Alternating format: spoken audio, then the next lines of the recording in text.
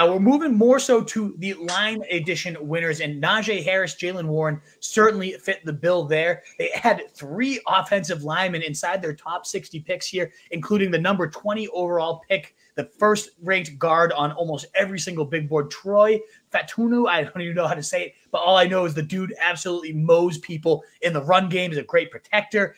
Everybody labeled him as that can't-miss guard prospect. They added Broderick Jones as their first-round tackle last year. He really paid out. And then in the next round, pick 41, Zach Frazier, the number 2 ranked center by a lot of people. So this is a beefed-up offensive line. It joins at the right time with Arthur Smith, who all his faults, and deservedly so, he gets bashed by the community. And I don't say I absolutely agree with all the complaints of his misuse of his passing game weapons, but for all those complaints, he can really craft a mean running game. You look at the Titans averaging 153.5 yards per game across his seasons calling plays there. He then takes over the Falcons in 2022. They go from 31st in the league to 3rd in the league in rushing here. And so I think both for Najee and Jaylen Warren, the style of football they're going to want to play, the way they're telling you this is what we're going to do because they're just drafting lineman after lineman after lineman.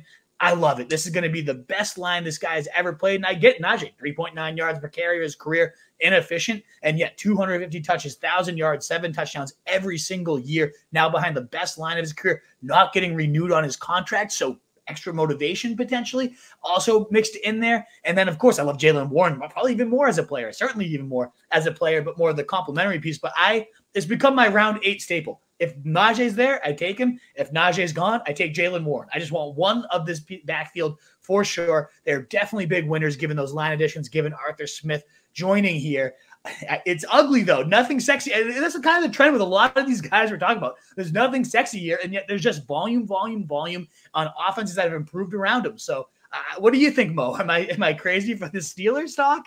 No, I don't really have that much to add, actually. I mean, I think that your argument is pretty sound. They're setting up to just like philosophically, they're going to be a ground and pound type of team. I mean, they have been for some time now. Haven't really seen much of a air raid type of stuff since Ben Roethlisberger. I mean, Kenny Pickett isn't exactly the quarterback that you want to be doing that with. And now you've got a somewhat washed Russell Wilson and a quarterback who's never really developed into what everyone thought he was going to be. So it's seeming like another year of ground and pound. And they're going in that range of running backs, like to the 7th, 8th, 9th round, that it's just like, there's just starters up for grabs in that range, round 7 through 9, and that's where I'm targeting running back. And these are some of the guys that I'm excited to target. I mean, like you said, there's volume, and I think it's going to be productive volume. So the Steelers running backs, I'm interested in both of them.